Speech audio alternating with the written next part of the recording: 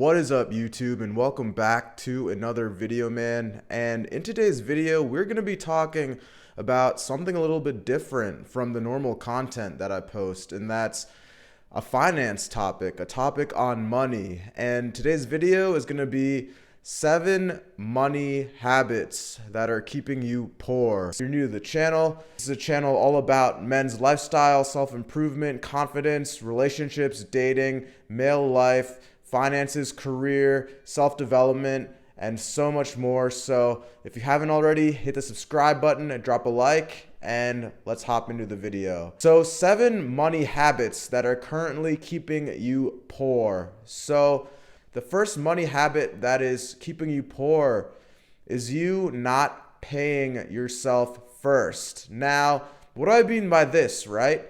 Usually when you receive your paycheck, right? You receive your source of income, bi-weekly, maybe you get it every week. For most people, the first thing that goes into their head is, paying off like their subscriptions, right?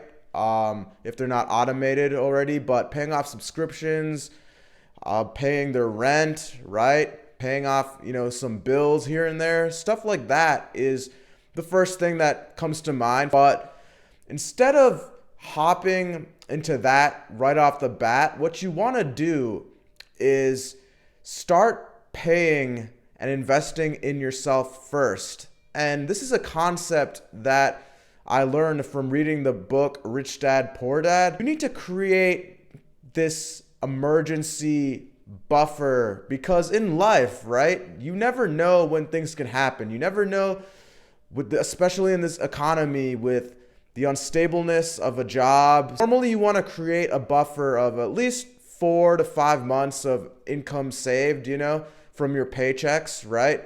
Just in case something happens as an emergency. So open up a money market account and start investing 10% of your paycheck into that money market account until you can create a buffer of about 4 to 5 months of salary. Now, habit number 2 that is keeping you poor is not creating layers to that buffer of income, not creating layers to the buffer of income that you have saved up. So this is really building on to point number 1, and it's that after you create that buffer, that primary buffer into that money market account, that savings account, right? You need to start creating some type of way to invest into something else, right? That can generate an income or can generate more income for you, or at least generate some type of income for you in the future, right?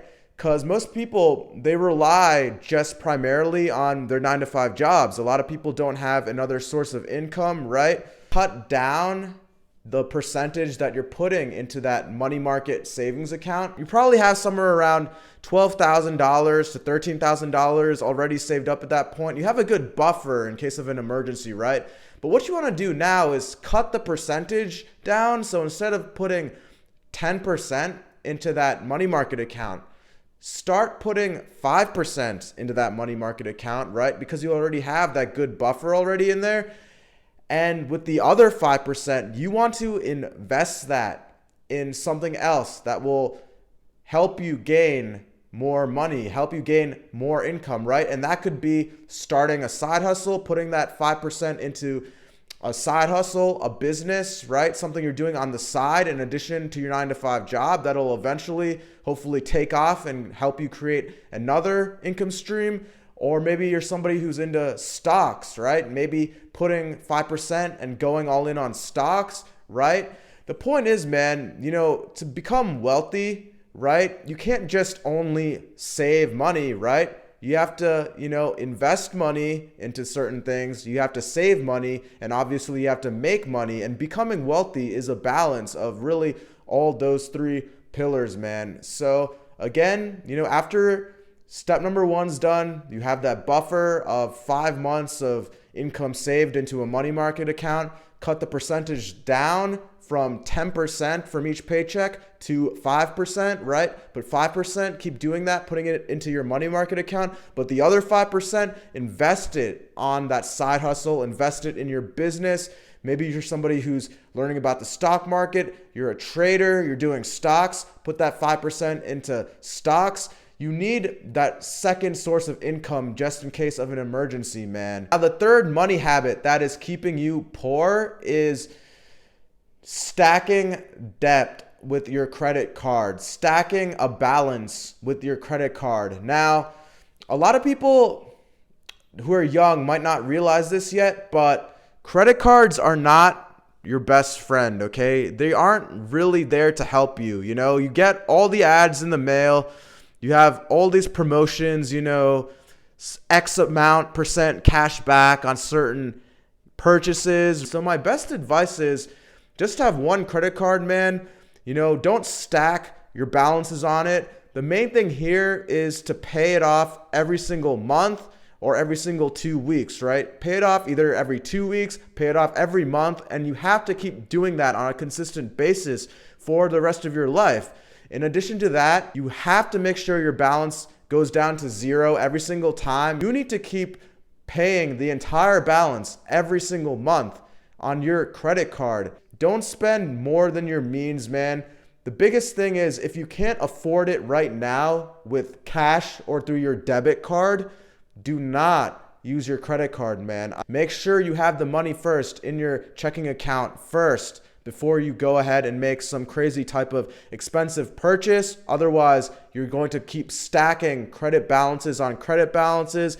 And what that'll lead to is you not being able to even pay the entire amount every single month, which will eventually lead you to going into debt, man. Now, the fourth money habit that is keeping you poor is not keeping track of your spending habits. Not keeping track of your spending habits. So what you need to do is have a date with yourself literally every week and create that spreadsheet and jot down what you're spending your money on. Jot down approximately how many subscriptions you have, right? How much per month you pay for each of those subscriptions.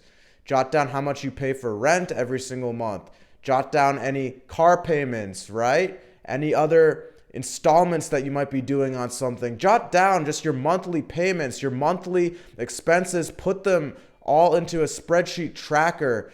And this is something that I did, you know, literally a year ago, and I ended up canceling like 3 or 4 subscriptions because I realized, you know, how many times do I really use this product, this service every week or every couple of weeks? It wasn't much. So keeping track of your spending, creating a spending tracker, jotting down your monthly expenses and then your total monthly income, seeing how much you have left over after all your bills are paid, right? After all your subscriptions have gone through, after your rent is paid. Create a money tracker, man. It's not that hard. Now, the fifth money habit that is keeping you poor is not leveling up in your career. So many guys out there, they find that one entry-level job, right? They get past their probationary period, right? They're a permanent employee, and then they just stay stagnant for years after they started that job. And yeah, you have a little bit of that job security, right? Because you've shown like your loyalty to the company, you've shown that you can do a good job, you're a permanent employee. But the thing with this is you should never stay stagnant for too long, because if you stay stagnant for too long, you know, companies really don't like to pay that much of a bonus every year. Companies really would rather invest their money into other things. I know it's messed up, but the pay raises you'll receive on a yearly basis from your company most likely aren't going to be as gigantic as a salary increase when you switch to a completely new job. And a good rule of thumb, man, is, you know, when you're first starting out, after 2 years of working in that same field, start looking for the next job, right? Start looking for the next career opportunity. Or at the very least, talk to your boss, talk to your supervisor, be straight up, you know, be a man, cut to the point, be like, hey, I've worked here for the past couple of years. I'd like to level up my career. You know, I think I'm doing a pretty good job. I've done X, Y, and Z for the company. how can I get to that next level? Nobody's going to look down on you for wanting to level up in your career, right? Try to make that next leap. Talk to your boss, see how you can maybe, get to a higher level within that company. Start looking around, playing the field, right? Go on Indeed, go on LinkedIn, upload resumes, play the field. Now, the next money habit that is keeping you poor is really related to your job itself, and that's not investing into a 401k, a Roth IRA. Those of you guys that have no idea what I'm talking about, basically every job that you work, whether it be private sector, corporate, or even government, right? They all have a built-in savings retirement plan for you built in. And these companies have these retirement savings plans where they take a certain percentage of your paycheck, right? And they basically put it into that retirement account for you. Now, the cool part about this is, it's already being deducted from your paycheck. You don't necessarily have to worry about it, right? And when you retire, right, you'll have all that money into that savings account, that retirement account for you. So you'll be kind of set once you get to that certain retirement age, say around 65. And you'll be surprised, man. A lot of this is common sense. But there's still a good amount of people that I talk to that don't even do this. They're not even enrolled in their company's 401k. They're not enrolled in their company's TSP plan. They're not enrolled into their 403b. And 403bs, 401ks, they're basically all the same thing. They're basically retirement accounts that your company uses. And really, when you first start your job, right, one of the first things that you fill out, or you have to fill out, is the plan that you want for your retirement, right? There are some people that don't even do this. They don't enroll into that retirement account right away. And every job that you take, right? Every job that you'll have most likely is going to have some type of retirement plan, right? Whether it be a 401k or a 403b, but they all essentially do the same thing. And that's taking a percentage of each paycheck and putting it in to your retirement account. And the one thing I want to make clear on this is when it comes to these retirement accounts, you can't touch them. You can't take the money out of them at all until you've retired, right? And the only exception to this is if you get laid off from your company, right? Something happens, they let you go. If you were to get let go of in your current job, the next job that you can do, right? It's pretty simple to transfer money from one 401k from a previous job to another. Make sure you enroll in the 401k plan of that new job and transfer the money over. So